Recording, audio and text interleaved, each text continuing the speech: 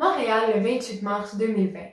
Message de Pâques 2020 de la part de Monseigneur Ibrahim Ibrahim, par la grâce de Dieu, éparque des Grecs melkites catholiques du Canada, adressé aux révérends prêtres, aux religieuses, aux diacres, aux fidèles et aux amis de l'éparchie melkite de Saint-Sauveur, béni de Dieu. Le Christ est ressuscité, vraiment il est ressuscité. Chers frères et sœurs en Jésus, chers amis, nous sommes vers la fin du Grand Carême, période de dévotion qui nous prépare à la Passion et à la résurrection de Pâques. Pour nous, baptisés, ce temps abondant de grâce et de bénédiction a pris cette année subitement une tournure tragique, inédite et particulièrement pesante sur les esprits partout dans le monde. Suite à l'invasion du COVID-19 et en conformité avec les directives des gouvernements fédéral et provincial, les agences de la santé publique et l'exécutif de l'Assemblée des évêques du Canada et du Québec, et par respect aux consignes de confinement, nous nous abstenons de célébrer les messes au sein des cathédrales et des églises. Nous suspendons les rassemblements communautaires et nous évitons toute proximité et toutes les activités en groupe. Autrement, c'était le temps de réciter et chanter les belles prières du repentir adressées au Dieu Tout-Puissant, ainsi que les prières de l'acatiste pour invoquer la Vierge Marie, Mère de Dieu et notre Mère. Cependant, chacun de nous est cloisonné chez lui et vit une solitude forcée, par obligation et par précaution et prudence. Pour alléger cette solitude et vivre en paix, Saint Jean Climac disait que la vie solitaire consiste à vivre toujours en présence de Dieu. Ainsi, dans ma solitude, Dieu n'est pas absent et ne me délaisse point, puisqu'il a une prédilection pour les personnes qui comptent sur lui. Que fait-il en arrivant chez moi? Il me parle, il m'écoute, il me relance. Toujours à l'œuvre, Dieu demeure actif et nous insuffle éveil et nous rend bien vivants.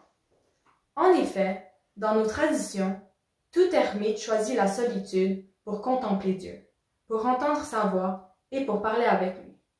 Justement, Évagre le Pontique écrivit: « Le moine solitaire est celui qui est séparé de tous et uni à tous. » Être séparé et uni à la fois, c'est un privilège, accordé uniquement à ceux qui accueillent Dieu dans leur vie. C'est ça la vraie liberté, laisser Dieu œuvrer en nous. Chers fidèles et amis, du fond de ma solitude, je suis unie à vous tous, chacun et chacune, et j'élève mes prières pour tous ceux, en première ligne, qui doivent nous fournir les services essentiels. En particulier, le corps médical qui s'occupe directement et courageusement des victimes affligées du coronavirus, cet ennemi invisible de la vie humaine. Je suis également unie à tous ceux qui appliquent méticuleusement et sagement la vertu du confinement, de l'éloignement physique et de l'auto-isolement. Je suis unie à mes prêtres qui ont fait preuve de don de soi, de compassion et ont procuré sans relâche leur support et leurs bons soins à nos fidèles. Ensemble, nous prions pour nos paroissiens et davantage, nous nous approchons d'eux avec l'amour de Jésus. Je les remercie de tout cœur d'être si dévoués à leur ministère du service et de la charité évangélique. Lors de ma dernière célébration de la divine liturgie dans notre cathédrale avec les bancs totalement vides, j'ai éprouvé un profond et douloureux sentiment de tristesse devant l'ampleur des effets de cette pandémie destructive.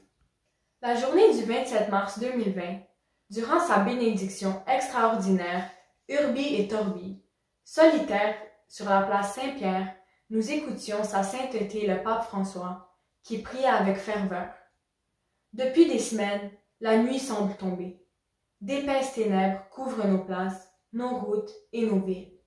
Elles se sont emparées de nos vies, en remplissant tout d'un silence assourdissant et d'un vide désolant, qui paralyse tout sur son passage.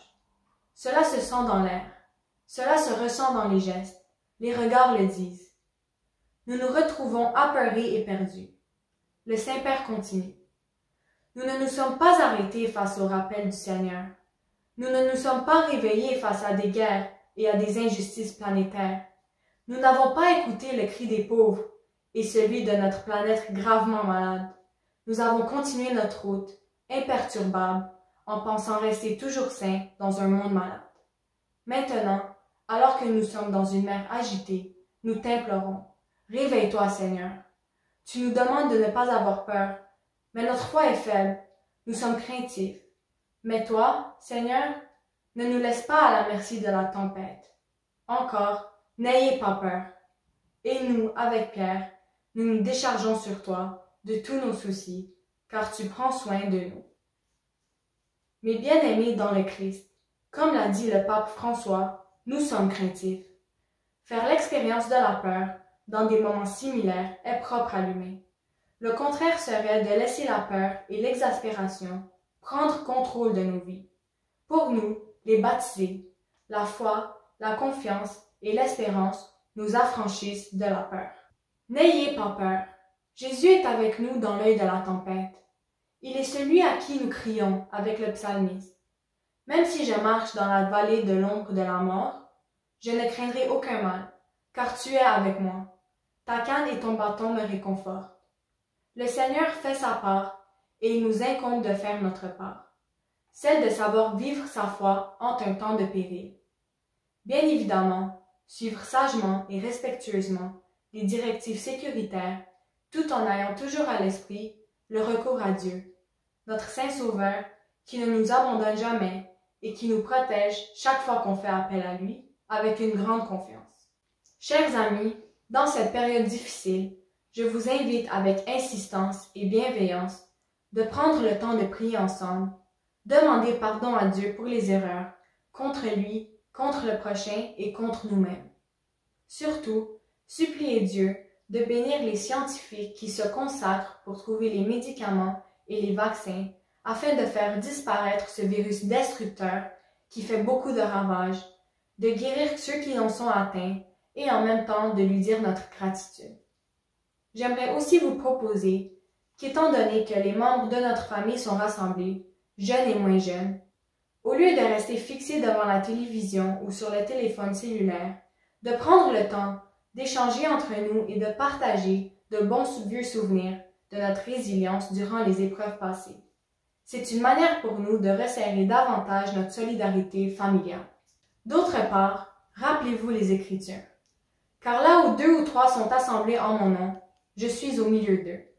Ainsi, nos foyers redeviennent des églises, comme dans le temps des persécutions, sachant que l'Église ne se limite pas à un lieu précis, ni à une bâtisse dont on peut lui fermer les portes. L'Église, appelée le corps du Christ, est un corps vivant, une famille de croyants qui s'unissent spirituellement au nom de son Sauveur. Et parce que notre Église est vivante, nous ne pouvons que demeurer éveillés spirituellement et actifs. Tous les membres de notre clergé au Canada sont unis pour offrir aux fidèles des messes, des prières, des discussions en ligne, via tous les réseaux sociaux et les applications de partage. De même, toutes les activités concernant nos plus jeunes et nos plus vieux continuent d'avoir lieu également en ligne. Frères et sœurs, si Dieu est avec nous, qui sera contre nous? Même pas ce virus de malheur, car il sera paralysé et anéanti par la main de Dieu, pleine de bonté, d'amour et de miséricorde, et par son cœur compatissant, plein de tendresse et de pitié. Ce virus ne peut nous empêcher de célébrer la résurrection de notre Seigneur Jésus-Christ, Pâques, la fête des fêtes et la saison des saisons. Nous allons la célébrer selon les mesures d'urgence, en gardant toute sa splendeur spirituelle. Même du fond de notre solitude, l'événement de la résurrection sur lequel repose notre foi chrétienne reste grandiose. Comme l'affirme saint Paul, sans la foi en la résurrection, notre foi reste vaine.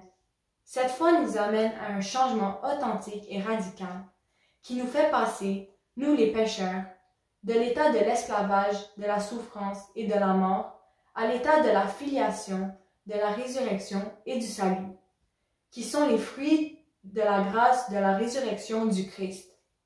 Afin que la résurrection du Christ devienne notre propre résurrection, nous devons passer de l'état de pécheur à l'état de grâce, de l'état de la peur à l'état de confiance, en refusant le mal, en nous souvenant que le mal ne peut être réduit à un virus, même si c'est une pandémie, et que le mal qui cause la perte de nos âmes est toujours plus grave, et en choisissant radicalement le bien. Que Dieu rende la résurrection du Christ une véritable guérison pour notre monde blessé et angoissé. Qu'il fortifie nos églises, notre éparchie, nos paroisses, nos familles, nos pères, nos mères et nos enfants. Qu'il aide notre société pour accueillir le bien, rejeter le mal, bannir les discordes et les divisions et choisir la voie du pardon, de la réconciliation, de l'union et de la communion entre nous, avec Dieu, en suivant le chemin d'une vie nouvelle, celle de la bonne nouvelle évangélique et celle de la résurrection et du royaume. Que cette fête soit glorieuse pour vous et pour l'humanité en entier. Que Dieu vous protège de tout mal et vous accorde plus de sérénité, de joie, de paix, de succès et une plus longue vie en santé. Ô Dieu Tout-Puissant, sois avec nous, car dans les épreuves, nous n'avons que toi pour nous soutenir. Ô Dieu Tout-Puissant, prends pitié de nous. Que Dieu nous protège et que la Sainte Mère, la Vierge Marie, ne nous oublie pas. Amen. Monseigneur Ibrahim, évêque éparchial de Montréal pour les Grecs melkites catholiques du Canada.